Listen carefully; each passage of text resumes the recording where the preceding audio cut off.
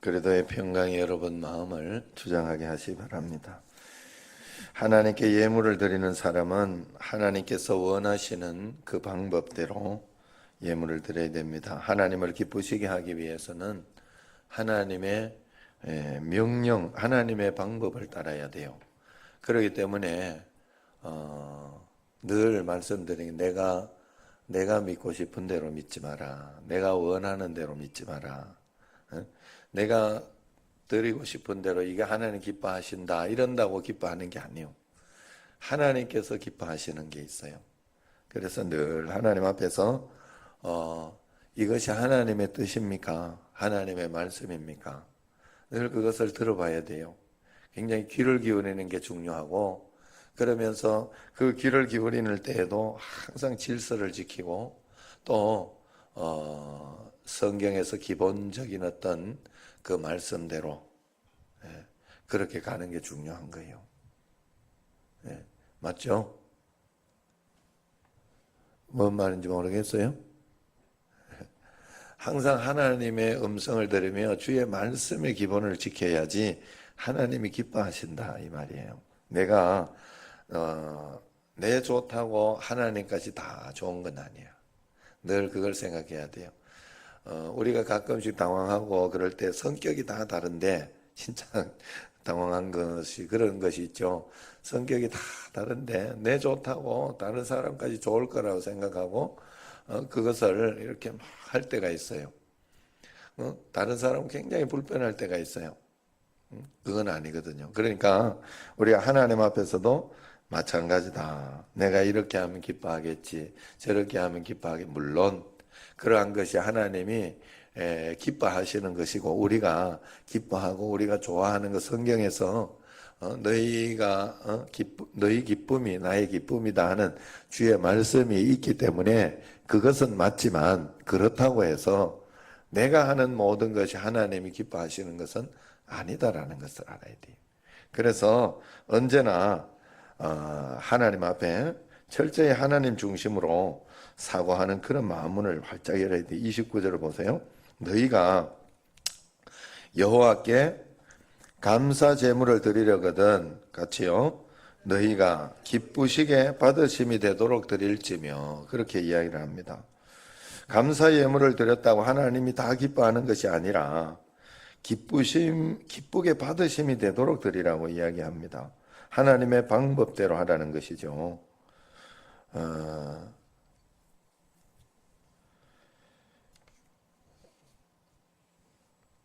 하나님이 어떻게 제사하고 어떻게 예배하라, 그렇게 했기 때문에 거기에 대해서 철저하게 공부하고 또 그 말씀대로 배울 필요가 있죠. 30절을 보면, 자 30절 같이 한번 읽어봅시다. 그 제물은 그날에 먹고 이튿날까지 두지 말라. 나는 여호와이니라. 자, 이튿날까지 두지 말라고 하는, 먹는, 하나님께 제사 드리고 예배 드리고 먹을 수 있는 건 화목 제물이에요. 그런데 이 쓰인 제물을 일반 백성이 먹을 수 있는 것은 화목 제물밖에 없는데, 이 화목 제물을 두고 자기 혼자만의 양식을 삼지 마라, 그렇게 이야기를 하는 거죠. 당일에 다 먹어라. 아낀다고 그걸 이렇게 두었다가 다음에 내가 해야지 그러면서 챙겨놓고 그러지 마라 이야기를 하고 있어요. 그날 어떻게 해서라도 다 먹어라. 무슨 말이겠어요? 다 베풀어 버리라 하는 거예요. 매일매일 한 걸음 한 걸음 하루하루 그렇게 살아라 하는 거예요.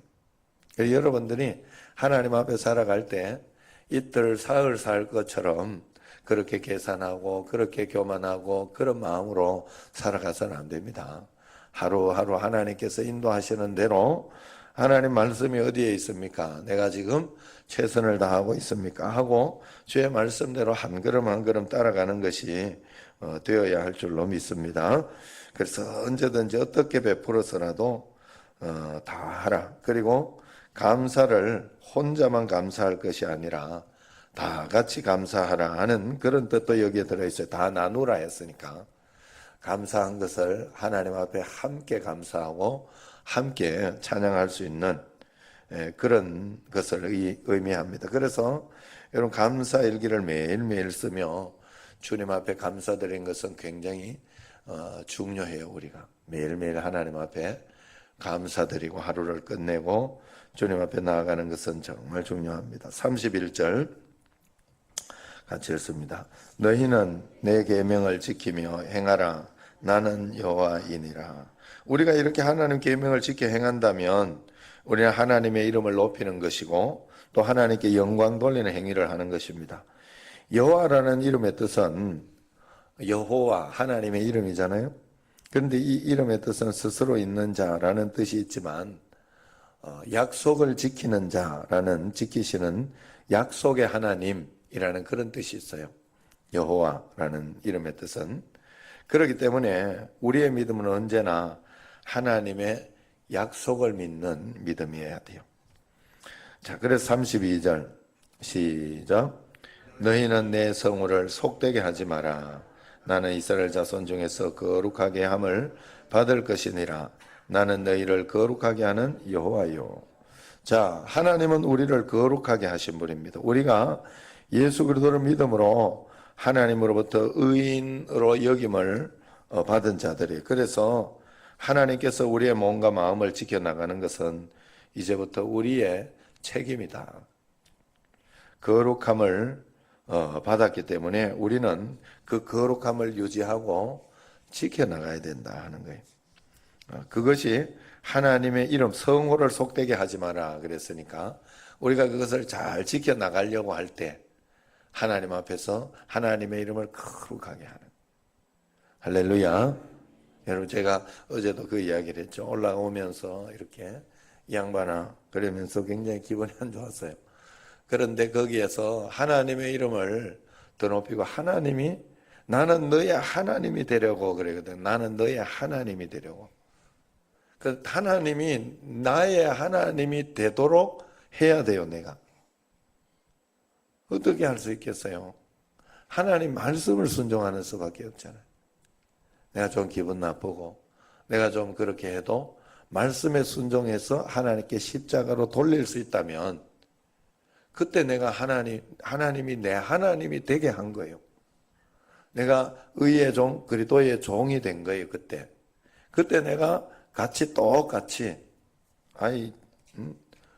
왜 소리를 지르냐 이 양반아 이러면서 같이 서로 이렇게 이야기한다면 사단이 주는 어떤 그것을 내가 받아먹은 거 아니에요.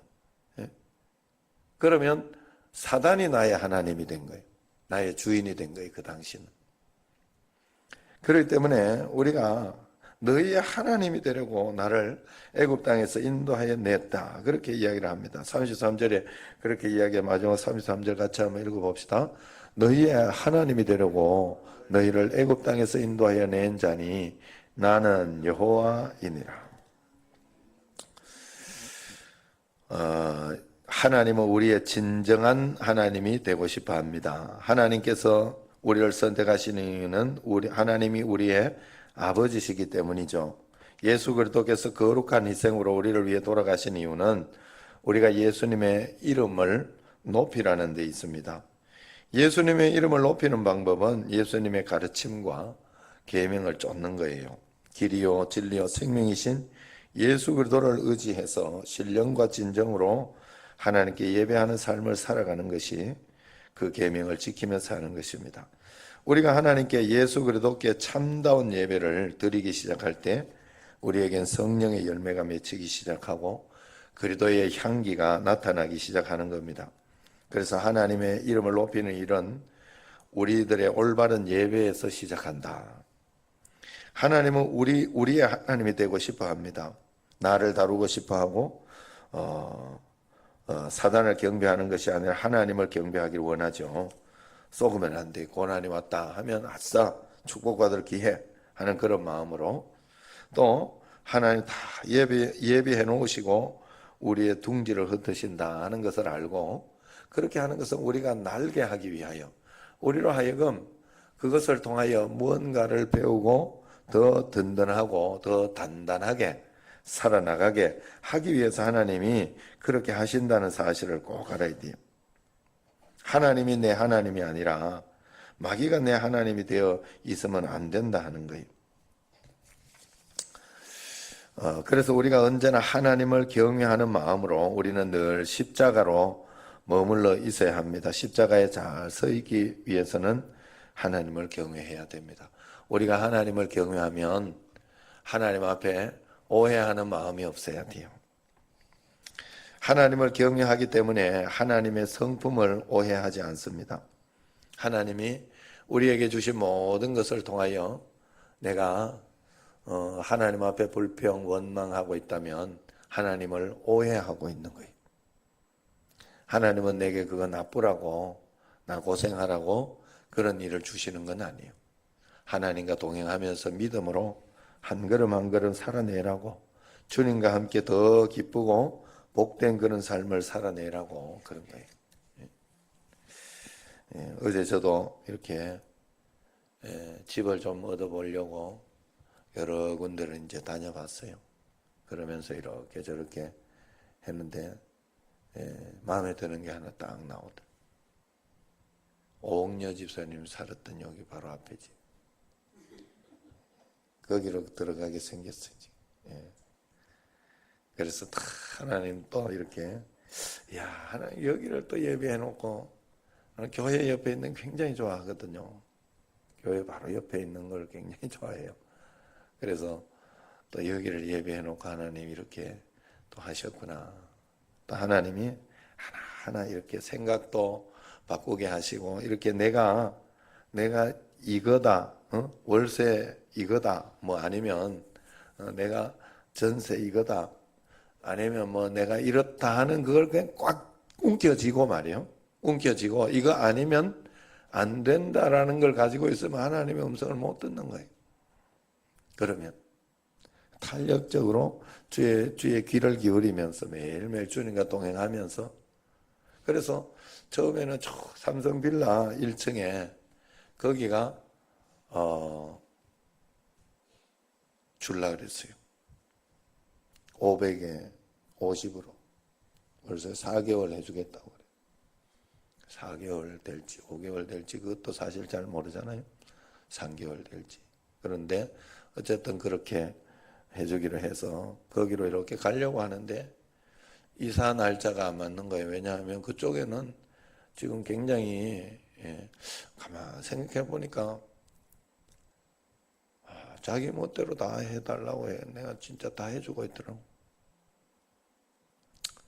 그래도 이니 해줄 수 있으면 해줘야 되겠다 하는 그런 생각하고 지금 그래서 17일 날 이제 마지막 계약을 하기로 했고 한 열흘 전에 내가 빼준다 그랬으니까 그때 팔 때만 해도 내가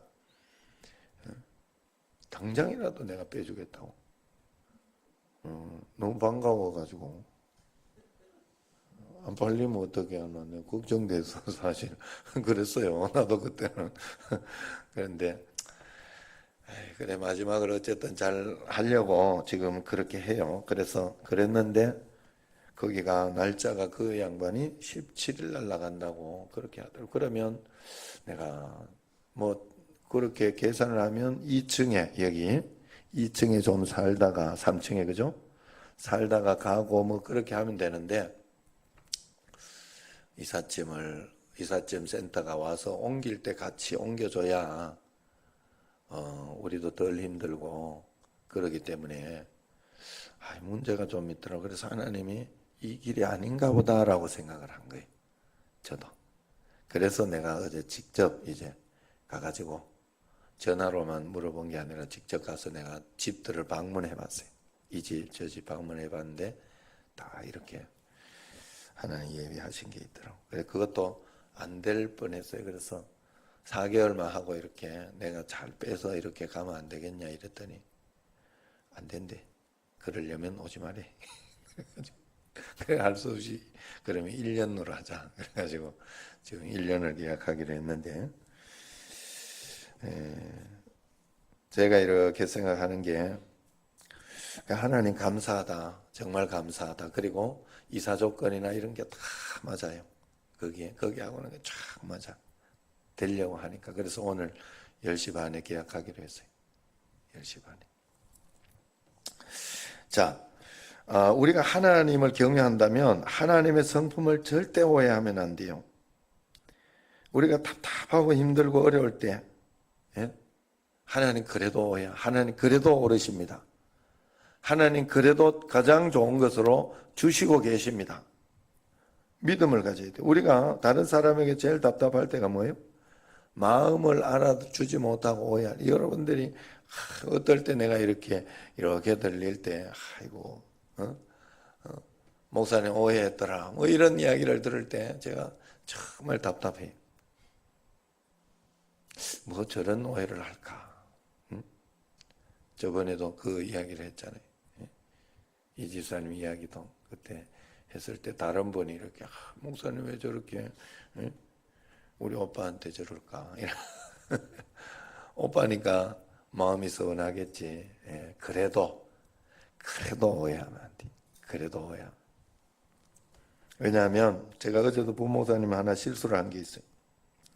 당황하고 내가 당황했지만은 어떻게 하면 최선을 다할까 하고 빨리 같이 수습하면서 서로 그렇게 이렇게 하고 저렇게 해봐라. 그러면 이제 정확하게 가르쳐줬어요. 더 실수가 안 되도록. 그러면서 그냥 그렇게 하고 말았어요. 그리고 더 이상 이야기하지 않았어요. 왜냐하면 내가 이 목사를 좀 봐왔는데 일부러 그럴 사람은 아니야. 일부러 막 목사님 하면 고생해봐라 이러면서 일부러 그럴 사람은 아니에요. 그럼 어쩌겠어.